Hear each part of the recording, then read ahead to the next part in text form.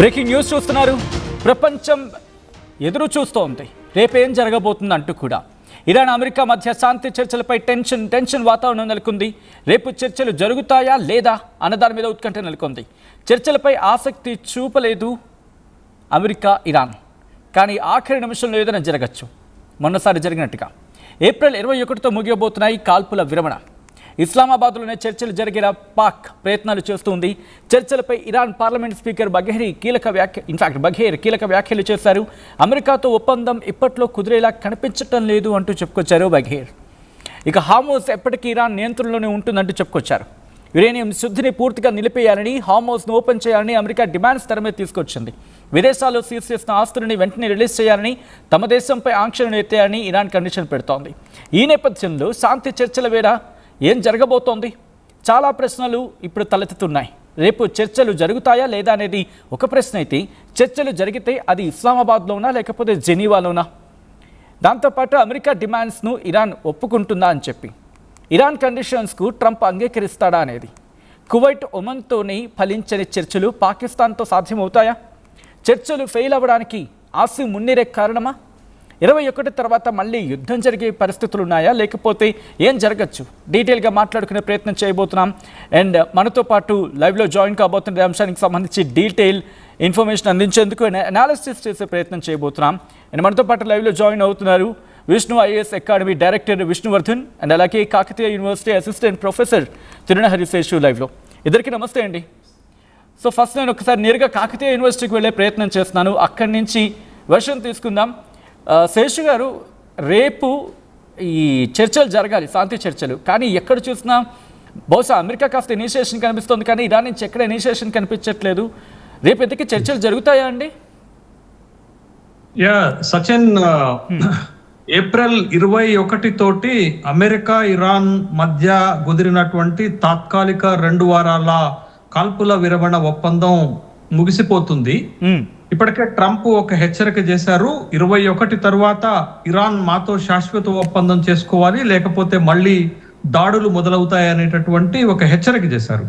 ఆ హెచ్చరికతో పాటు మొదటి దఫా చర్చలు 2 దేశాల మధ్య ఇస్లామాబాద్ లో ఏప్రిల్ 11న జరిగాయి, కానీ ఆ చర్చల్లో ఎలాంటి ఫలితాలు రాలేదు, అర్ధంతరంగా ముగిశాయి.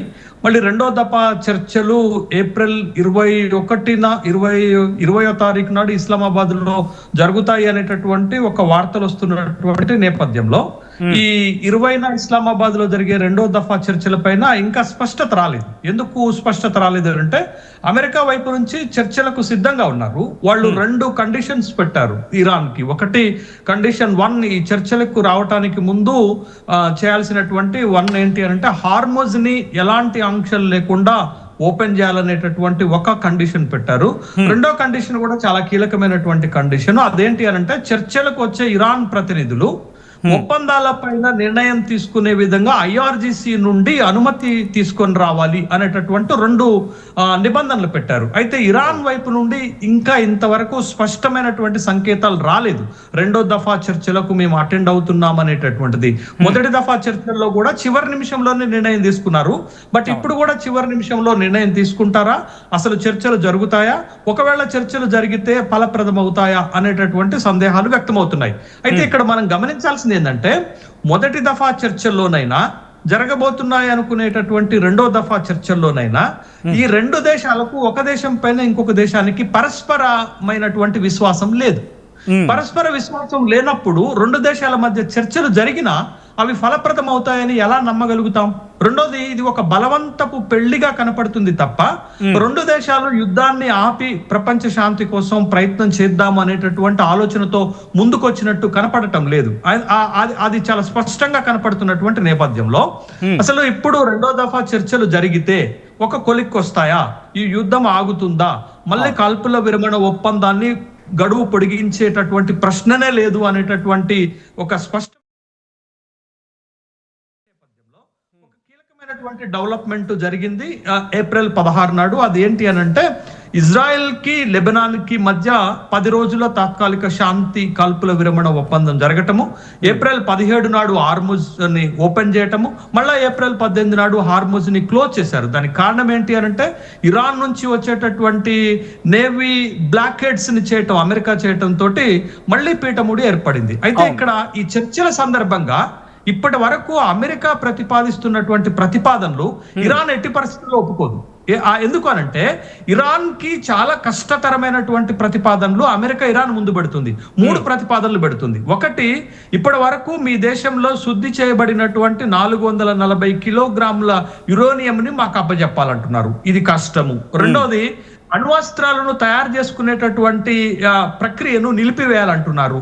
ఇది వాళ్ళు ఏం చెప్తున్నారు, మమ్మల్ని మేము కాపాడుకునే విధంగా మేము ఆయుధాలు తయారు చేసుకునే హక్కు మాకు ఉంది అనేటటువంటి అభిప్రాయాన్ని ఇరాన్ వ్యక్తం చేస్తుంది. ఇక్కడ కూడా పీఠముడి పడుతుంది. మూడోది, ఎలాంటి నియంత్రణ లేకుండా హార్ముజ్ ని ఓపెన్ చేయాలని అమెరికా ఈ 3 కీలక ప్రతిపాదనలు పెడుతుంది. ఈ 3 ప్రతిపాదనలు ఒప్పుకోవటానికి ఇరాన్ సిద్ధంగా లేదు. కంటిన్యూ చేద్దాం శేష్ గారు, కంటిన్యూ చేద్దాం. మీరు అన్న 3 పాయింట్స్ చాలా ఇంట్రెస్టింగ్ గా ఉన్నాయి. ఒకసారి విష్ణు గారి దగ్గరికి వెళ్ళే ప్రయత్నం చేస్తాను. యాక్చువల్లీ ఆ క్వశ్చన్ అడుగుదాం అనుకున్నాను. హార్ముజ్ని ముందు ఓపెన్ చేశారు, తర్వాత మళ్ళీ క్లోజ్ చేశారు. ఎందుకంటే అక్కడ ఆ రోజు ఇన్ఫాక్ట్ మేము కూడా ఆ రోజు డిస్కషన్ చేసుకోవడం జరిగింది. హార్ముజ్ని ఓపెన్ చేస్తుంది ఓకే, బట్ వెంటనే ఎప్పుడైతే ట్రంప్ నేను హార్ముజ్ ఓపెన్ చేయడానికి యాక్సెప్ట్ చేస్తున్నాను, బట్ నేవల్ బ్లాకేడ్ ఉంటుంది అనగానే అండర్స్టూడ్ ఎక్కడో మళ్ళీ ఇరకాటంలో పెడుతున్నాడు ఇరాన్ని అనుకున్నట్టుగానే ద వెరీ నెక్స్ట్ డే అనేది మళ్ళీ క్లోజ్ చేయడం జరిగింది. ఇంటెన్షన్ ఏం కనిపిస్తోంది? ఇన్నాళ్ళు ఏంటంటే హార్ముజ్ని బూచిగా చూపించి యుద్ధాన్ని నేను ఆపట్లేదు, హార్ముజ్ ఓపెన్ చేస్తే యుద్ధాన్ని ఆపేస్తానట్టుగా మాట్లాడాడు. బట్ హార్ముజ్ని మళ్ళీ ఓపెన్ చేస్తే మళ్ళీ క్లోజ్ చేసేలా బలవంతం చేసి మళ్ళీ ఇప్పుడు యుద్ధానికి దారి తీస్తున్నాడా? శాంతి చర్చ లేకుండా మళ్ళీ యుద్ధానికి వెళ్ళేలా ఆ గ్యాప్ తీసుకున్నాడు అనుకోవాలా? ఖచ్చితంగా అండి. ఇప్పుడు ఇక్కడ మనం డొనాల్డ్ ట్రంప్ యొక్క వ్యవహారం చూస్తే దీనికి ముగింపు పలికేలా లేదు. ఎలాగైనా సరే ఇది ఇంకా కంటిన్యూ అయితే బాగుండు అనే ధోరణిలోనే ఉంది. ఇరాన్ ఏమని చెప్తుంది, దాని కండిషన్స్ చెప్పింది.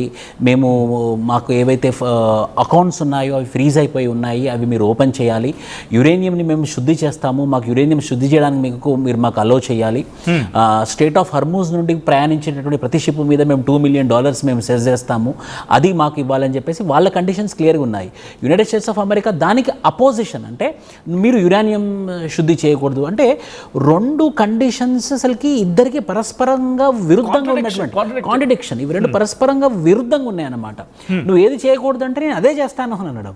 సో ఈ 2 విరుద్ధంగా ఉండడం వల్ల మనకు అర్థమయ్యేది ఏంటంటే ఇది ఒక సొల్యూషన్ తీసుకురావాలి అనేటటువంటి ఉద్దేశం లేదని చాలా క్లియర్ కట్గా అర్థమవుతుంది. ఇంకో విషయం మనం ఐడెంటిఫై చేస్తే నిన్న 2 షిప్స్ మన ఇండియావి భాగ్యలక్ష్మి అనే 2 ఆయిల్ క్యారీ చేస్తున్నటువంటి 2 షిప్స్ మన ఇండియావి స్ట్రేట్ ఆఫ్ హర్మూజ్ నుంచి వెనక్కి పంపించారు. అంటే ఇప్పుడు ఇంపాక్ట్ ఇండియా మీద పడుతుందన్నమాట. ఒక విధంగా ఇండియా మీద కూడా ఇంపాక్ట్ పడి ఇండియాని కూడా ఇందులో వార్లోకి లాగుదామా అంటే చూడండి, United states of America, Iran కూడా మీ యొక్క షిప్స్ని రానివ్వట్లేదు, ఇప్పటికైనా మీరు మా సైడ్ రండి, మీరు మా సైడ్ వస్తే మనందరం కలిసి ఇరాన్ మీద దాడి చేద్దాము అనే విధంగా ఈ ధోరణి ఉంది. ఈ సందర్భంగా ఇంకో విషయం కూడా ఏమర్థమవుతుందనంటే ఇరాన్లో కూడా పరస్పరమైనటువంటి విరుద్ధమైనటువంటి డిసిషన్స్ తీసుకున్నట్టు అర్థమవుతుంది. ఎందుకు అనంటే ఇండియన్ షిప్స్ని అలౌ చేస్తానని అన్నారు స్టేట్ ఆఫ్ హర్మూజ్లో. నిన్ననేమో స్టేట్ ఆఫ్ హర్మూజ్లో ఇండియన్ షిప్స్ని అలౌ చేయలేదు. అంటే వాళ్ళ నేవల్ ఫోర్సెస్లో లేకపోతే వాళ్ళ ఐఆర్జీసీలోనే ఒక్క ఒపీనియన్ మీదకి రాలేకపోతున్నారు వాళ్ళు. Sorry for the interruption. ఇక్కడ మీరు అన్నట్టుగా ఇందాక ఎక్కడో నేను మన నేషనల్ మీడియాలో చూడడం జరిగింది. వాళ్ళ మన నేవల్ వెషల్స్కి పర్మిషన్ ఇచ్చారు. ఇచ్చిన తర్వాత కూడా మీరు ఎందుకు మా మీద అటాక్ చేశారని చెప్పి మన నేవీ సిబ్బంది వాళ్ళతో మాట్లాడని చెప్పి నేషనల్ మీడియా కోట్ చేస్తుంది. సో షుడ్ వి థింక్ ఇక్కడ మీరు అన్నట్టుగా ఐఆర్జీసీలోనే చీలికొచ్చిందా? ఎందుకంటే ఇన్నాళ్ళు ఐఆర్జీసీ అనేది ఆయతుల్ అలీ ఖమేనీ అండర్లో ఉన్న ఒక వింగ్ లాంటిది. ఎప్పుడైతే ఆయతుల్ అలీ ఖమేనీ మరణించాడో, ఆఫ్ కోర్స్ ముస్తఫా ఖమేనీకి ఉన్నప్పటికీ కూడా ఆ ఐఆర్జీసీ కమాండ్లోనే పూర్తిగా ఉందనుకోవాలా? డివిజన్ గురించి మాట్లాడుకుంటే ఐఆర్జీసీ అనేది పెట్ బాడీ అని అంటారు అనమాట. అయతుల్లా గారి పెట్ బాడీ, ఆయన క్రియేట్ చేసింది, ఆయన కోసం పనిచేసేటటువంటి ఐఆర్జీసీ.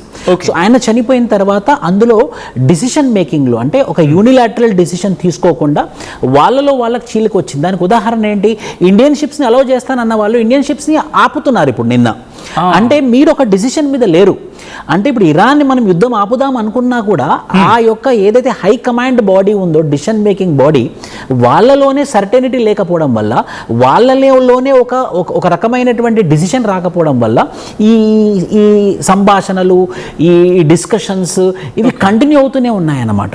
సో అటు డొనాల్డ్ ట్రంప్ ధోరణి చూసినా సరే, ఈ పక్క మనము ఇరాన్ యొక్క చీలికలు రావడం, వాళ్ళ డెసిషన్స్లో చీలిక రావడం వల్ల మనకు అర్థమయ్యేది ఏంటంటే వాళ్ళకు మనం చర్చలు పెట్టిన, రేపు ఇస్లామాబాద్లో చర్చలు ఉన్నప్పటికి కూడా అది మళ్ళీ కొలిక్కి రాదు.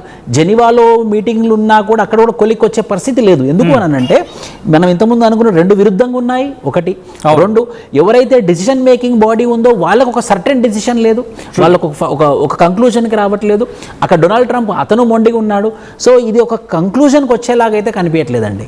ఓకే, కంటిన్యూ చేద్దాం. మళ్ళీ శేష్ గారి దగ్గరికి వెళ్ళే ప్రయత్నం చేస్తున్నాం. శేష్ గారు, ఇందాక మనం ఇరాన్కి సంబంధించి డిమాండ్స్ గురించి మాట్లాడుకున్నాం, బట్ అమెరికాకు సంబంధించి డిమాండ్స్ గురించి మాట్లాడుకున్నప్పటికీ ఎన్ని డిమాండ్స్ని తెర మీదకి తీసుకొచ్చినా ఎందుకు అమెరికా ఇక్కడ బెట్టు పెట్టడం లేదు? ఎందుకంటే ఇప్పుడు రీసెంట్గా ఇంకొక మీరు అన్నట్టుగా ఒక 3 ఫ్రెష్ డిమాండ్స్ని తెర మీద తీసుకొచ్చింది. అఫ్కోర్స్ ఇది చల్లవన విషయం, అమెరికా కూడా తెలుసు. బట్ ఎందుకు అయినా అమెరికా ఇలా వెళ్తోంది? వాట్ ఇట్ వాంట్స్, ఇన్ఫ్యాక్ట్ ట్రంప్కి ఏం కావాలి అనేది మాట్లాడుకుంటే మీ విశ్లేషణ ఎలా ఉండబోతుంది? ట్రంప్ ఇరాన్ పట్ల చాలా స్పష్టంగా ఉన్నాడు సచిన్. ఎందుకంటే ఒకవేళ ఇరాన్ గనక అణ్వాస్త్రాలను సంపాదించుకొని ఉంటే మనం ఇరాన్ ని సర్ అని పిలవాల్సి ఉండేది అనేటటువంటి ఒక అభిప్రాయాన్ని ఇటీవల వ్యక్తం చేశారు. అంటే ఇరాన్ అనేటటువంటి ఒక దేశం దగ్గర అణ్వస్త్రాలు ఉంటే అది మీకు పర్షియన్ గల్ఫ్ లో లేకపోతే మధ్య ప్రాంత్యంలో ఇజ్రాయెల్ ఉనికికి దెబ్బ, ఇజ్రాయెల్ కి చాలా నష్టం చేస్తుంది అనేటటువంటి ఒక అభిప్రాయము అనేక సందర్భాల్లో చెప్పారు. ఇరాన్ ఒక దుష్ట శక్తి, దాని చేతుల్లో అణ్వాయుధాలు ఉండటం ప్రపంచానికి ప్రమాదం, కాబట్టి ఇరాన్ ని అణ్వాయుధ రహిత దేశంగా మార్చడానికే మేము ఈ దాడులు చేస్తున్నాం అనేటటువంటి ఒక స్పష్టమైన ప్రకటన చేశాడు. బట్ ఈ కాల్పుల విరమణ జరగాలన్నా, అమెరికా ఇజ్రాయెల్ ఇరాన్ పైన దాడులు ఆపాలన్నా ఇరాన్ ఒక స్పష్టత ఇవ్వాల్సింది ఉంటుంది.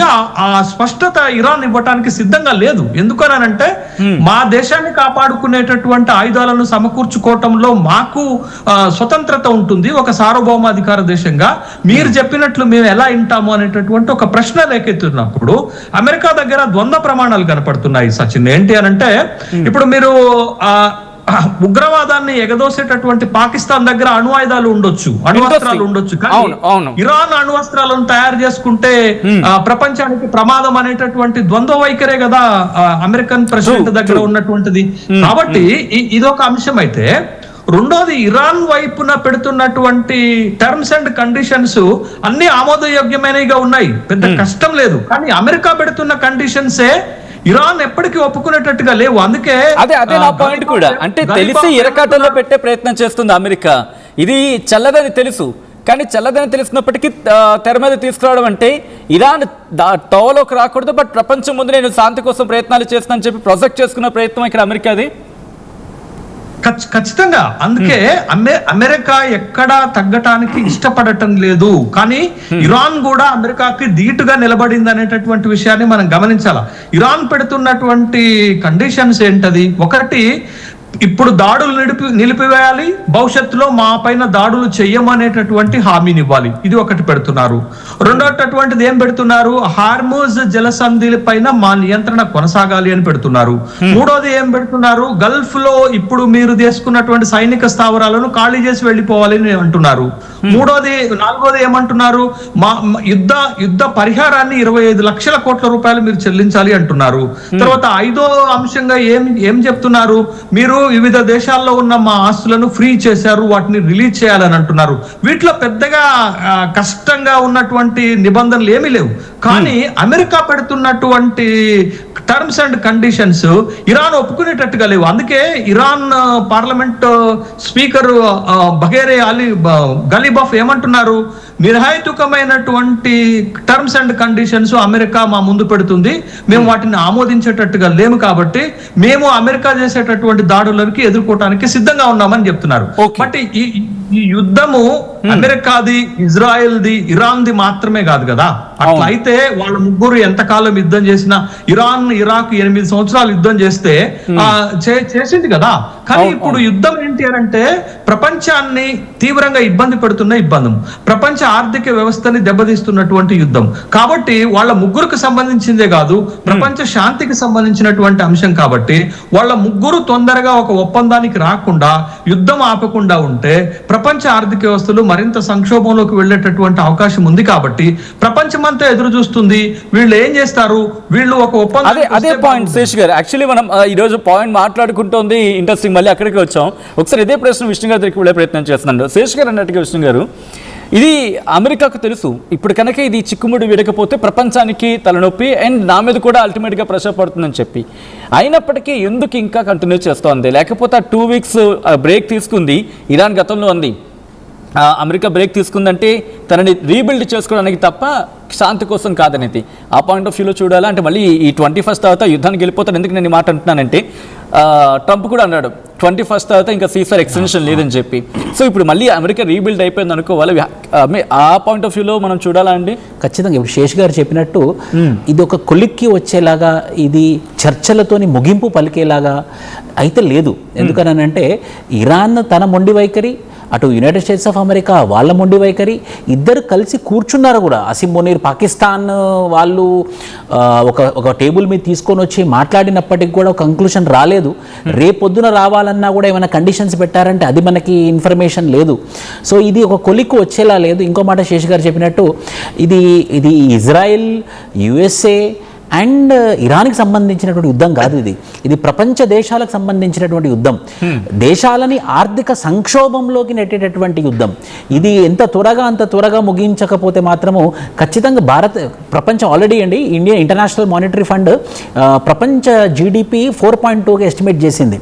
అది ఈ యుద్ధం వల్ల అది 3.1కి పడిపోయింది. సో ప్రపంచ జీడిపియే పడిపోయే పరిస్థితి ఈరోజు ఉంది. కాబట్టి ఖచ్చితంగా ఏవైతే వీళ్ళు టేబుల్ మీదకి రావాల్సిన అవసరం ఎంతైనా ఉంది, అక్రాస్ ద టేబుల్ కూర్చొని వాళ్ళు కంక్లూజన్ తీసుకోవాల్సినటువంటి అవసరం ఎంతైనా ఉంది.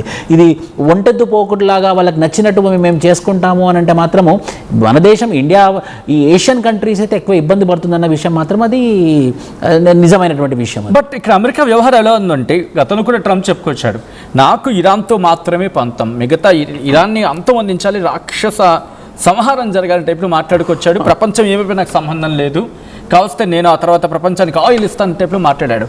Is it possible? ఎందుకంటే ట్రంప్ మాట్లాడిన మాటలకి చేసే చేతలకి ఎక్కడ సంబంధం ఉండదు, చాలా తేడా తెలియదు చాలా సందర్భాల్లో. బట్ ఇప్పుడు ఎందుకు ఈ మాట మాట్లాడుకుంటున్నామంటే రేపు శాంతి చర్చ జరగాలి, నేను రెడీ అంటాడు ట్రంప్. ప్రస్తుతం వస్తున్న మనకి సోర్సెస్ ప్రకారం కావచ్చు, లేకపోతే ఇంటర్నేషనల్ మీడియా ప్రకారం కావచ్చు, సోషల్ మీడియా ప్రకారం. బట్ 21st సీజ్ ఫైర్ ఎందుకు ఎక్స్టెన్షన్ ఇవ్వట్లేదు? ఇంతవరకు ఎక్స్టెన్షన్కి వెళ్ళిన ట్రంప్ ఇప్పుడు ఎందుకు వెళ్ళట్లేదు? అంటే నేరుగా యుద్ధానికి వెళ్ళిపోవాలనుకునే పద్ధతిలో వెళ్తున్న సందర్భం కనిపిస్తోంది. ఇజ్ ఇట్ పాసిబుల్ అమెరికాకు ఒకవేళ యుద్ధం జరిగితే? 100% పాసిబుల్ కాదు సార్. ఎందుకో చెప్తాను నేను. ఒక 2-3 months బ్యాక్, అంటే యుద్ధం స్టార్ట్ కాకముందు ఇన్ఫ్లేషన్ యునైటెడ్ స్టేట్స్ ఆఫ్ అమెరికాలో 4% ఉండే. According to federal reserves of American report ప్రకారంగా 4%. ఫెడరల్ రిజర్వ్ అంటే వాళ్ళ మనకి ఆర్బీఐ లాగా 4% ఇన్ఫ్లేషన్, ద్రవ్యోల్బణం అనేది మేనేజబుల్ ఏ కంట్రీకైనా సరే. కానీ ఇన్ఫ్లేషన్ ఇప్పుడు యునైటెడ్ స్టేట్స్ ఆఫ్ అమెరికాలో 14%, ఇండియా కన్నా దరిద్రమైన పొజిషన్ లో ఉన్నారు. 4 నుంచి 14%కి. సో వాళ్ళకు అవసరం యుద్ధం ఆపేయడం, వాళ్ళ ప్రజలకు అవసరం యుద్ధం ఆపేయడం. వాళ్ళు నష్టపోతున్నారు. ఎందుకంటే ఒక్కొక్క రోజు యుద్ధానికి $1 billion ఖర్చు పెడుతున్నారు అమెరికన్ గవర్నమెంట్. ఇంకా ఇప్పుడు మొన్నటి వరకు 200 అనుకుంటే ఇప్పుడు $500 బిలియన్ ఓవరాల్ అంత అమౌంట్ కంటిన్యూ కావాలి అని అంటే మరి ఇంత మొత్తంలో డబ్బు ఎవరి మించి తీస్తారు? ప్రజల మించి తీస్తారు. సో ప్రజల మించి తీసినప్పుడు ఖచ్చితంగా డిమాండ్ అండ్ సప్లై తేడా కొడుతుంది. ఇన్ఫ్లేషన్, ద్రవ్యోల్బణంలో కూడా పెరిగే అవకాశాలు ఎక్కువగా ఉంటాయి. సో అక్కడ ప్రజలు కూడా యుద్ధం కోరుకోవట్లేదు. అక్కడ ప్రజలు కూడా మాకు బేసిక్ కమ్యూనిటీస్ ప్రొవైడ్ చేయండి, ప్రైజెస్ పెరుగుతున్నాయి, ప్రైజెస్ కంట్రోల్ చేయండి, ఇది ఇమీడియట్ రిక్వైర్మెంట్, యుద్ధం ఇమీడియట్ రిక్వైర్మెంట్ కాదని చెప్పేసి ప్రజల్లో కూడా చైతన్యం వచ్చి వాళ్ళు అక్కడ ఉద్యమం చేస్తున్నటువంటి పరిస్థితి. అయినప్పటికీ కూడా ఈయన పర్సనల్ అజెండా వల్ల డొనాల్డ్ ట్రంప్ యుద్ధం జరగాల్సిందే, మేము సీజ్ ఫైర్ కంటిన్యూ చెయ్యము, మేము 21 తర్వాత మేము యుద్ధానికి వెళ్తాము, మేము నాశనం చేస్తాము, ఒక రాక్షసమైనటువంటి ఆనందం పొందుతున్నారు డొనాల్డ్ ట్రంప్. కానీ నిజంగానే కూడా వాళ్ళు 21 తర్వాత మళ్ళీ యుద్ధంలోకి వెళ్ళినా కూడా ఇరాన్ అదే తరహాలో ఇప్పుడు ఎలా అయితే బాంబింగ్ చేస్తూ గెలుస్తూ ముందుకెళ్ళిందో మళ్ళీ వాళ్ళు అదే కంటిన్యూ చేస్తారు. నిజంగానే ఇప్పుడు ఏదైతే వెనుజువేలాలో జరిగిందో అంటే ఇక్కడ యుద్ధం గురించి మాట్లాడుకుందాం, బట్ ఈ పీస్ టాక్స్ గురించి ముందు కంక్లూడ్ చేసుకున్న తర్వాత మనం యుద్ధం గురించి మాట్లాడదాం. ఒకసారి శేష్ గారి దగ్గరికి వెళ్ళే ప్రయత్నం చేస్తున్నాం ఇదే పాయింట్ మీద. శేష్ గారు, ఇక్కడ సోకాల్డ్ పాకిస్తాన్ ఇక్కడ మీడియేటర్గా చెప్పుకుంటోంది, లేకపోతే ఇది శాంతియుతంగా చెప్పుకుంటోంది, ఇంకా చెప్పాలంటే వాళ్ళకి నోబెల్ పీస్ ప్రైజ్ కూడా మాకు ఇచ్చేయాలన్నట్టుగా మాట్లాడుతోంది. సార్, కెన్ యూ హియర్ మీ అండి? సమ్ ప్రాబ్లం ఇప్పుడు ఓకే, ఇప్పుడు వినపడుతుందా అండి? డిస్కంటిన్యూటీ వస్తుంది, కొంచెం చూడండి ప్లీజ్. ఒకసారి చూడరా. డిస్కంటిన్యూటీ వస్తుంది, ఆగి వస్తుంది, ఒకసారి చెక్ చేయండి ప్లీజ్. Okay sure. ఒకసారి కరెక్ట్ అవుదాం సార్, లేకపోతే that could be better. No problem, let us continue. ఇప్పుడు వస్తుందా సార్? ఇప్పుడు ఓకేనా? Clear audio? ఓకే. ఇంట్రెస్టింగ్. ఇందాక మనం శాంతి చర్చల గురించి మాట్లాడుకుంటున్నాం. ఒకవేళ శాంతి చర్చల గురించి వస్తే పాకిస్తాన్ నేను మీడియేటర్ కాదు, నేను సో కాల్డ్ యుద్ధాన్ని ఆపేస్తున్నాను, నోబెల్ ప్రైజ్ కూడా ఇచ్చేయాలి అని చెప్పి అమలు చర్చలు జరిగాయి. సో ఎందుకు ఈ so called peacemaker or Nobel prize winner Shehbaz Sharif కావచ్చు, లేకపోతే ఫీల్డ్ మార్షల్ అంటే కదా, ఫెయిల్డ్ మార్షల్ అంటే కరెక్ట్ ఏమో, ఈ ఫెయిల్డ్ మార్షల్ ఎందుకు ఫెయిల్ అవుతున్నారు అనుకోవాలండి? నో అసలు యాక్చువల్ గా ఈ మీడియేషన్ లో ఇనిషియేట్ తీసుకున్నటువంటి countries Egypt and Turkey. Exactly. Turkey ఎందుకు ఇట్లాంటి మీడియేషన్ చేస్తుందంటే అది నాటోలో ఒక మెంబర్ కంట్రీ. నాటోలో ఉన్నటువంటి ఒక మెంబర్ కంట్రీకి ఆ విధమైనటువంటి వెసులుబాట్లు ఉంటాయి. బట్ ఆ రెండు కంట్రీస్ తో పాటు పాకిస్తాన్ కూడా కొంత అమెరికాకి ఫ్రెండ్లీ నేచర్ ఉంటుంది, అటు ఇరాన్ కి కొంత సాఫ్ట్ కార్నర్ ఉంటుంది. మీరు అన్నట్టు ఇప్పుడు ఫీల్డ్ మార్షల్ గా ఉన్నటువంటి ఆసిఫ్ మునీర్ కి ఉన్నటువంటి సంబంధాలు, ఈ నేపథ్యంలో వాళ్ళు ఒక ఇస్లామాబాద్ ని ఎంపిక చేసుకున్నారు చర్చల కోసం. బట్ అంతేగాని పాకిస్తాన్ తీసుకున్న చొరవ ఏమి లేదు, పాకిస్తాన్ కి ఒక స్పెషల్ క్రెడిట్ ఇవ్వాల్సినటువంటిది ఏమీ లేకపోయినప్పటికీ కూడా. బట్ ఇప్పుడు యాక్చువల్ గా వీళ్ళ మీడియేషన్ ఫెయిల్ అవుతుంది అనేటటువంటి ఒక అభిప్రాయం కలుగుతున్న నేపథ్యంలో రష్యా కూడా ఒక ప్రతిపాదన చేసింది. మీడియేషన్ చేయడానికి రష్యా ఇంట్రెస్టింగ్ గా ఉన్నట్టుగా, బహుశా ఈ సెకండ్ ఫేజ్ డిస్కషన్స్ డైలాగ్స్ కనుక ఫెయిల్యూర్ అయితే, బట్ నెక్స్ట్ టర్మ్ లో మనకి కనపడేటటువంటి రెండు దేశాల మధ్య సంప్రదింపులు చేయడానికి, కాల్పుల విరమణ చేయడానికి, ఒప్పందాలు చేయడానికి బహుశా రష్యా మీడియేషన్ తీసుకునేటటువంటి ఇప్పుడు రష్యా యుక్రెయిన్ జరిగినప్పుడు యునైటెడ్ స్టేట్స్ ఆఫ్ అమెరికా మధ్యవర్తిత్వం చేస్తానని వచ్చింది. అప్పుడు రష్యా ససేమిరా ఉందన్నమాట. నా పాయింట్ కూడా ఇది కరెక్ట్. ఎందుకంటే మొన్న ఇదే పాయింట్ వచ్చినప్పుడు శేష్ గారు అమెరికా అంది రష్యా మీడియేషన్ ఒప్పుకో అన్నట్టు మాట్లాడింది. సో ఇప్పుడు ఒప్పుకుంటుందా? Russia Ukraine context is differ from the మీకు Iran and America context. But మొన్న అమెరికా కూడా ఐ థింక్ సమ్వేర్ ఎక్కడ చదివాను, అమెరికా కూడా ఇంట్రెస్ట్ లేదు రష్యా మీడియేషన్ కి, అందుకే కదా మోసేస్తోంది వీళ్ళిద్దరిని, షహబాజ్ షరీఫ్ ని ఆసిఫ్ మునీర్ అమెరికా. సో అందుకే నేనేమంటున్నాను, అసలు ఈ డైలాగ్స్ లో మేజర్ ఇనిషియేషన్ తీసుకున్నది తుర్కీ అండ్ ఈజిప్ట్ అనేటటువంటి విషయం. బట్ మీడియేషన్ గా పాకిస్తాన్ చొరవ తీసుకొని పాకిస్తాన్ దగ్గర చర్చలు చెప్తున్నటువంటి నేపథ్యంలో, అందుకే నేను ఏమంటున్నానండి, ఇప్పుడు రెండు దేశాల మధ్య టర్మ్స్ అండ్ కండిషన్స్ వాళ్ళ ప్రపోజల్స్ మీదనే ఆధారపడి ఉంటుంది. అది ఎక్కడ చర్చలు జరిగినా, ఎవరు మీడియేషన్ చేసినా రెండు పక్షాలకు సమానమైనటువంటి నష్టమో లేకపోతే సమానమైనటువంటి లాభం జరిగే విధంగా ఉంటేనే ఆ చర్చలు ఫలప్రదమవుతాయి అనేటటువంటి విషయాన్ని గమనించాలి. రెండు పక్షాలు కూడా పట్టు విడవకుండా ముందుకే వెళ్ళాలి అనేటటువంటి ఒక అభిప్రాయంతో ఉన్నప్పుడు మీరు ఏ దేశం మీడియేషన్ చేసినా, ఈవెన్ మోడీ చేసినా, భారతదేశం చేసినా అవి సఫలీకృతమైనటువంటి అంశాలు ఉండవు. బట్ ఇప్పుడు మీరు ఆఫ్ఘనిస్తాన్ కాంటెక్స్ట్ చూసుకోండి. ఆఫ్ఘనిస్తాన్ లో ఎవరు మీడియేషన్ చేయకపోయినా అమెరికాకి భారంగా మారింది యుద్ధం కాబట్టి, అమెరికన్ సైన్యం అక్కడ ఉండటం వాళ్ళకి ఆర్థిక భారంగా మారింది కాబట్టి వాళ్ళందరికీ వాళ్ళే వెనకపోయినటువంటి సందర్భం ఉంది. వియత్నాం కేసులో కూడా వాళ్ళంతటికి వాళ్ళే వెనకపోయినటువంటి సందర్భం ఉంది. ఇవాళ కూడా మూర్ఖంగా ట్రంప్ మరి ఒకసారి ఇరాన్ పైన కాల్పులకు తెగబడ్డా, లేకపోతే మళ్ళొకసారి దాడులు మొదలు పెట్టినా అది అమెరికన్ ఆర్థిక వ్యవస్థను కూడా తీవ్రంగా దెబ్బతీస్తుంది. ఎందుకంటే రోజుకి 16,600 కోట్ల రూపాయలు ఖర్చు పెట్టాలండి వాళ్ళు చేసేటటువంటి యుద్ధము. ఇప్పటికే పెంటగాన్ మరి అమెరికన్ కాంగ్రెస్ కు ఒక రిక్వెస్ట్ పెట్టింది, 25 లక్షల కోట్ల రూపాయలను మీరు మంజూరు చేయండి యుద్ధం కోసం అని. అంటే అది హోల్డ్ లోనే ఉంది, ఇంకా మంజూరు కాలేదు. కాబట్టి యుద్ధాన్ని కొనసాగించటము హైలీ ఎక్స్పెన్సివ్ అమెరికాకి అవుతుంది. బట్ ఇరాన్ కి ఉండే ఇబ్బందులు ఉండొచ్చు కానీ ఇరాన్ ధైర్యంగా నిలబడింది కానీ, బట్ అది పోయింది. కాబట్టే మీరు చూడండి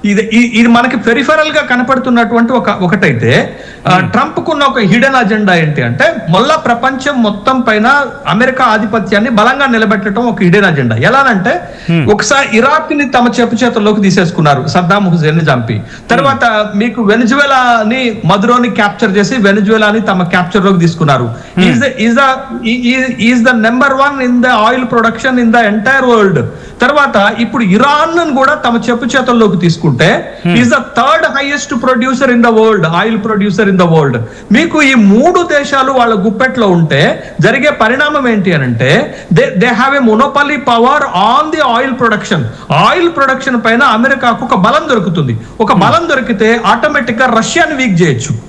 ఆ బలం దొరికితే మీకు క్యూబాలో ఎట్లయితే చీకట్లు కమ్మించారో అదే విధంగా చైనాకి ఆయిల్ ఎక్స్పోర్ట్ చేస్తున్నటువంటి వెనిజులా నుండి ఆపేస్తారు, ఇరాన్ నుండి ఆపేస్తారు. అప్పుడు చైనాకు కూడా ఇబ్బంది అవుతుంది, చైనాతో పాటు భారత్ కూడా ఇబ్బంది అవుతుంది. హార్ముజ్ ని మూస్తేనే భారత్ లో మీకు విపరీతమైనటువంటి ఆయిల్ క్రైసిస్ వచ్చింది.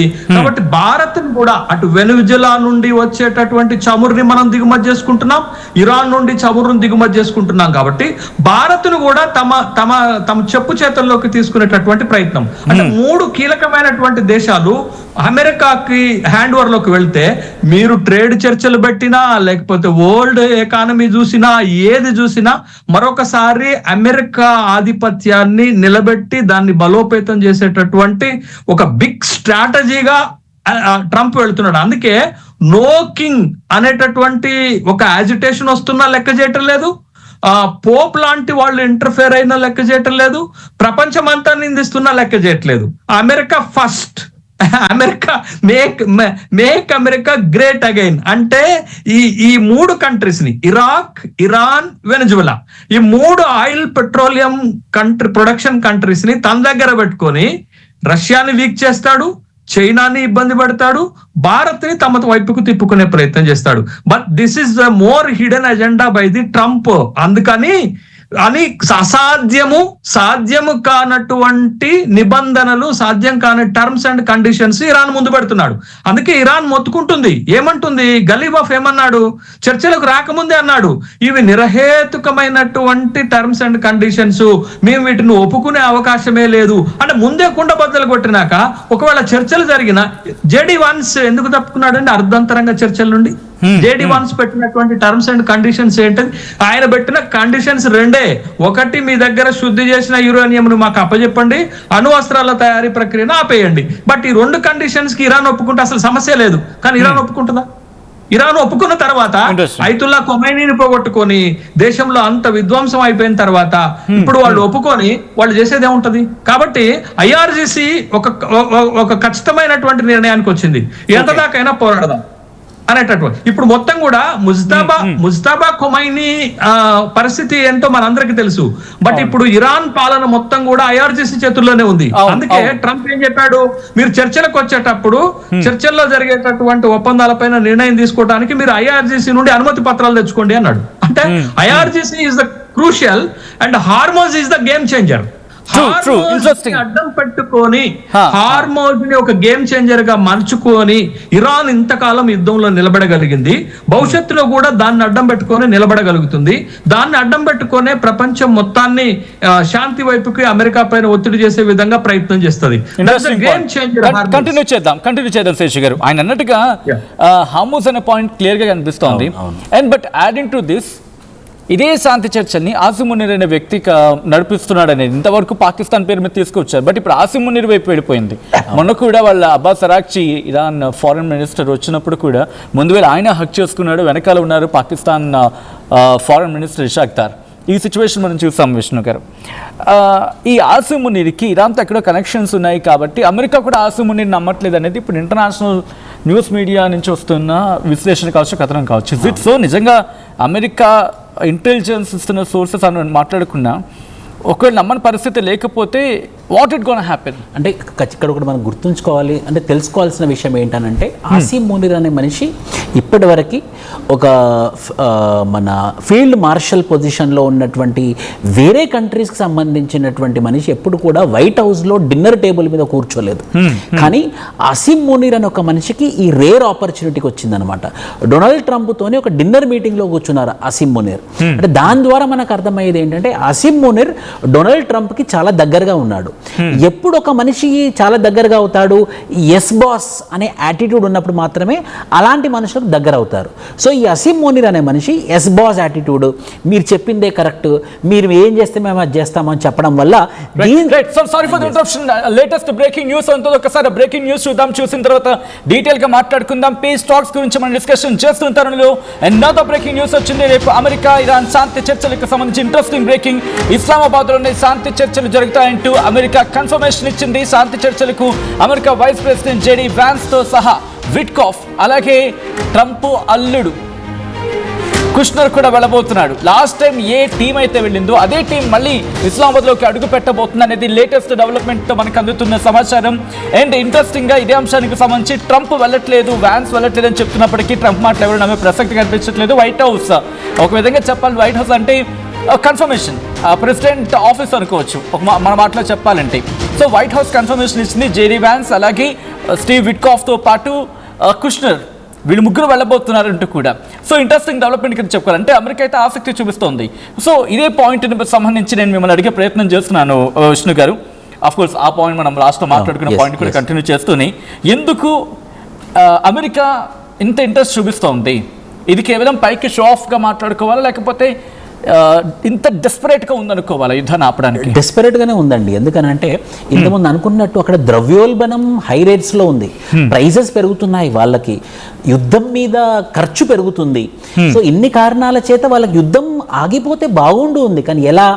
మా హెజిమోనీ, మేము బిగ్ బ్రదర్, మేము ప్రపంచ దేశాల మీద ఆధిపత్యం చూపిస్తాము, మేము గెలిచి ఆపేస్తే బాగుండు, మా కండిషన్స్ని ఒప్పుకొని ఆపేస్తే బాగుండు, మా కండిషన్స్ ఏవైతే ఉన్నాయో అవి యూనిలాటరల్గా వీళ్ళు ఒప్పుకుంటే బాగుండు అనేటటువంటి ఉద్దేశంతో ఉందన్నమాట. అదేవిధంగా ఇరాన్ అక్కడ మొండిగా ఏమని ఉంటుంది, మీరు పెట్టే కండిషన్స్ మాకు ససేమిరా మేము ఒప్పుకోమండి, మేమైతే ఖచ్చితంగా మా కండిషన్స్ మీ కండిషన్స్ రెండు విపరీతంగా ఉన్నాయి కాబట్టి, రెండు సమానంగా లేవు కాబట్టి మేము ఒప్పుకునే ప్రసక్తి అయితే లేదు అని చెప్పేసి మనకు క్లియర్గా అర్థమవుతుంది. సో అమెరికా గనక ఖచ్చితంగా ఈ యుద్ధం ఆపేయాలి అని అనుకుంటే మాత్రం వాళ్ళు మాత్రం కండిషన్స్ మార్చాల్సిన అవసరం ఎంతైనా ఉంది. వాళ్ళు కండిషన్స్ ఆపకుండా మార్చకుండా పాత కండిషన్స్ తోనే ముందుకు వస్తే మాత్రం ఇరాన్ మాత్రం ముందుకు వచ్చే ప్రసక్తి లేదు. ఇప్పటివరకైతే ఈ యునైటెడ్ స్టేట్స్ ఆఫ్ అమెరికా ముగ్గురిని పంపిస్తుంది, స్టీవ్ని, కుష్నర్ని అండ్ వ్యాన్స్ని ముగ్గురిని పంపిస్తుంది. ఇరాన్ నుంచి ఏమని చెప్తుంది, ఇరాన్ వాళ్ళు మేము వస్తాము కానీ మేము వస్తే మాత్రం ఖచ్చితంగా మా కండిషన్స్ మీరు ఒప్పుకోవాలని అంటుంది. సో ఇది రేపు వచ్చినా కూడా మేము వాళ్ళ కంట్రీలో, వాళ్ళ దేశంలో, వాళ్ళ ప్రజలకి చూడండి మేము శాంతి చర్చలకు వెళ్ళాము, ఇరాన్ మొండి వైఖరి వహిస్తుంది, వాళ్ళ దగ్గర అణువాయుధం వస్తే ఎంత పరిస్థితి వస్తుందో మనకు తెలుసు, మేమేమంటున్నాము యురేనియం శుద్ధిని ఆపేయండి, మీ దగ్గర ఉన్నటువంటి అణుబాంబులను మాకు ఇచ్చేసేయండి, అందుకే మేము వాళ్ళ మీద యుద్ధం చేస్తున్నాము, వాళ్ళు ససేమిరా అంటున్నారు, మమ్మల్ని ఏం చేయాలి అని అక్కడ ప్రజలకి, అక్కడ డెమోక్రటిక్ ప్రజలకు, అక్కడ పీపుల్కి చూపెట్టడానికి మాత్రమే ఇది ఒక ఎక్సర్సైజ్. మేమేమి యుద్ధం చేయాలన్న ఇంట్రెస్ట్ చూపెట్టట్లేదు, మాకు యుద్ధమే కావాలనట్లేదు. ఇరాన్ అలా లేదు, దూకుడుగా ఇరాన్ ఉంది కాబట్టే మేము యుద్ధం చేస్తున్నాము. వాళ్ళు ఖచ్చితంగా ఆ యురేనియం శుద్ధిని ఆపేసి అణ్వాయుధాలను మాకు అప్పచెప్తే మాకెందుకు వాళ్ళతో యుద్ధం చేయాల్సిన అవసరం ఉంటుంది అని నిరూపించుకోవడం కోసం ఈ శాంతి చర్చలు, ఈ రెండో శాంతి చర్చలని డ్రామా అనొచ్చు మనం. ఓకే శేషు గారు, ఇక్కడ ఈ సోకాల్డ్ శాంతి చర్చలకు, ఇది బహుశా సోకాల్డే అనాలి, ఎందుకంటే అమెరికా అయితే మాత్రం ఒకవేళ శాంతి చర్చలకు సీరియస్గా ఉంటే, బికాస్ నేను ఎందుకు ఈ మాట అంటున్నానంటే ట్రంప్ లాస్ట్ టైం అన్నాడు ఈ శాంతి చర్చలకు సంబంధించి నేనే వెళ్తాను, 1 వీక్లో వెళ్ళి క్లియర్ చేసుకొచ్చేస్తానని చెప్పి అది మాట్లాడుకొచ్చాడు. అదేంటి తనే వద్దు ఒకవేళ శాంతి చర్చలు క్లారిటీ అనుకుంటే. జేడీ వ్యాన్స్ని పంపించడం వెనకాల కారణం ఏంటి? ఎందుకంటే కొట్టిపారాడు ఉపాధ్యక్షుడు, వారిని చూసుకుంటే కేవలం ఫారెన్ మినిస్టర్ లెవెల్లో మాత్రమే వస్తున్నారు, అబ్బాస్ అరాక్చీ కావచ్చు, లేకపోతే పార్లమెంటు స్పీకర్ బఘేరీ కావచ్చు, వీళ్ళే వస్తున్నారు. ఎందుకు అమెరికా అంత ఒక హై లెవెల్ ప్రొఫైల్ని చూపించి what America wants to say to the world అండి?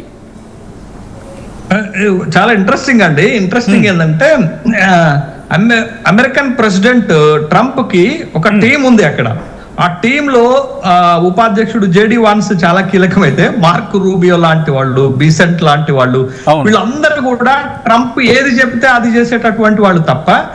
బట్ అందుకే మీకు అమెరికా ఇంటెలిజెన్స్ చీఫ్ గా వ్యవహరించినటువంటి కెంట్ రాజీనామా చేసి వెళ్ళిపోయాడు. ఇది అసలు యాక్చువల్ గా మనకి ఇప్పుడు ఇరాన్ తో వచ్చేటటువంటి సమస్యనే లేదు తక్షణంగా, కానీ మనం అనవసరంగా పోయి అక్కడ యుద్ధంలో ఇరికిపోయినట్టుంది. అమెరికన్ ప్రెసిడెంట్ చెప్తే వినట్లేదు కాబట్టి కెంట్ అనేటటువంటి ఇంటెలిజెన్స్ ఆఫీసర్ రిజైన్ చేసి వెళ్ళిపోయాడు.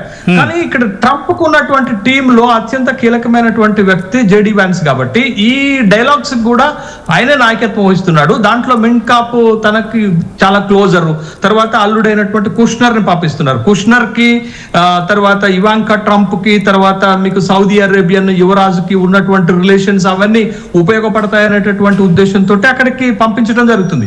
బట్ ఇస్లామాబాద్ ని ఎందుకు సెలెక్ట్ చేసుకున్నారంటే, ఇస్లామాబాద్ అనేటటువంటిది తర్వాత మీకు Pakistan president, Pakistan army chief మీకు ట్రంప్ కి చాలా దగ్గర, నమ్మదగినటువంటి వాడు. ఆసిఫ్ మునీర్ అండి, ఎప్పుడు వచ్చాడో ఆపరేషన్ సింధూర్ తర్వాత వెలుగులోకి వచ్చినటువంటి ఆసిఫ్ మునీర్ కి అమెరికన్ ప్రెసిడెంట్ ఏ స్థాయి హోదా ఇచ్చాడు? ఫీల్డ్ మార్షల్ గా ఎంపిక చేయడానికి ఆయన సలహానే కదా. కాబట్టి అంత నమ్మకమైనటువంటి వ్యక్తులు కాబట్టి ఆ నమ్మకమైనటువంటి వ్యక్తుల సమక్షంలో ఈ చర్చలు జరగాలనేది వాళ్ళు కోరుకుంటున్నటువంటి అంశం. అందుకే ఇస్లామాబాద్ ని ఒక వేదికగా పెట్టుకొని అక్కడికి వస్తున్నటువంటి సందర్భం. అందుకే ఇరాన్ చాలా భయపడుతున్నది కూడా అదే, ఈ ఎక్కడ మమ్మల్ని ట్రాప్ చేస్తారు, ఎక్కడ ఏం చేస్తారు అనేది వాళ్ళు చాలా ఇబ్బంది పడుతున్నది, భయపడుతున్నటువంటి అంశం కూడా మనం చూసాం. అయితే ట్రంప్ అసలు ఒక మాట మీద నిలబడ్డాడండి. యుద్ధం ప్రారంభమైన తర్వాత మీకు ఫిబ్రవరి 28 నాడు యుద్ధం ప్రారంభమైన తర్వాత ఎన్ని ప్రకటనలు చేశాడు, ఎన్ని విధాలుగా భయపెట్టాడు, ఎన్ని అసందర్భమైనటువంటి ప్రకటనలు చేశారు, ఎన్ని ఛాన్సులు ఇచ్చారు. మీరు చూడండి, ఏప్రిల్ 8 నాడు ట్రంప్ చేసినటువంటి ఒక హెచ్చరిక మొత్తం ప్రపంచం అంతా ఆసక్తిగా చూసింది. అసలు ఏంది అనేది ఏందనంటే, ఇరాన్ ఈ రాత్రికి 4 గంటల్లో ఇరాన్ చరిత్రను నాశనం చేసేస్తాం, ఇరాన్ ని రాతి యుగంలోకి పంపిస్తాం, ఇరాన్ కి నాగరికత లేకుండా చేస్తామన్నాడు. తెల్లారిపాటికి వచ్చేసరికి 2 వారాలు కాల్పుల విరమణకు సిద్ధపడ్డాడు. అంటే తను ఎగ్జిట్ తెలవట్లేదండి యుద్ధాన్ని. అందుకే ఇరాన్ అనేక సందర్భాల్లో చెప్పింది, మొదట్లో ఏం చెప్పింది ఇరాన్, యుద్ధం వాళ్ళు ప్రారంభించారు, మేము ముగింపు చేస్తామన్నారు. కానీ ఇరాన్ తర్వాత కొంచెం తగ్గి ఏమన్నదంటే, యుద్ధాన్ని వాళ్లే ప్రారంభించారు, యుద్ధాన్ని వాళ్లే ముగింపు చేయాలనేటటువంటి ఒక ఆప్షన్ కూడా వాళ్ళకి ఇచ్చారు. అందుకే ట్రంప్ కి గౌరవప్రదమైనటువంటి ఎగ్జిట్ దొరకట్లేదు. ఎలా ఈ యుద్ధం నుండి బయటపడాలి? మీరు చూడండి, మధురాన్ని క్యాప్చర్ చేసి పట్టుకొచ్చారు, ఎంత ఈజీగా పట్టుకొచ్చారు. బట్ అంత సునాయాసం మీకు ఇరాక్ లో ఎన్ని రోజులు యుద్ధం జరిగింది? ఆఫ్టర్ ఆల్ 26 days లో కొట్టేశారు. 26 days లో ఇరాక్ ని పట్టుకొచ్చారు.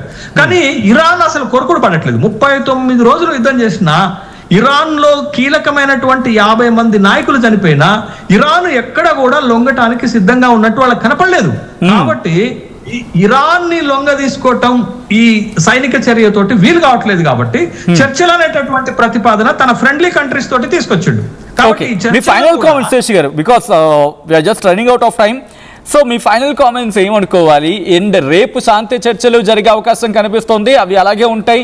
అండ్ 21st నుంచి మళ్ళీ యుద్ధం స్టార్ట్ అయ్యే అవకాశం ఉందా, లేకపోతే కాస్త హోల్ చూసి ఆలోచించి అమెరికా యుద్ధం కాకుండా మళ్ళీ శాంతి చర్చల వైపు వెళ్ళే అవకాశం ఉంటుంది అనుకోవాలా? వాట్స్ యువర్ టేక్ అండి? ఏప్రిల్ 20 నాడు ఇస్లామాబాద్ లో చర్చలు చివరి నిమిషంలో ఇరాన్ నిర్ణయం తీసుకొని చర్చలకు అటెండ్ అయ్యే అవకాశం ఉంటుంది. కానీ చర్చల్లో మళ్ళా పీఠముడి పడుతుంది. బట్ ఆ చర్చల తర్వాత ఒక ప్రతిపాదన చేస్తారు. ఏం ప్రతిపాదన అంటే, ఆల్రెడీ ఇస్లామాబాద్ గతంలో ఒక ప్రతిపాదన చేసింది. ఏంటి అంటే 45 రోజులు కాల్పుల విరమణకు అవకాశం ఏంటంటే 2 వారాలకు మాత్రమే ట్రంప్ అవకాశం ఇచ్చారు.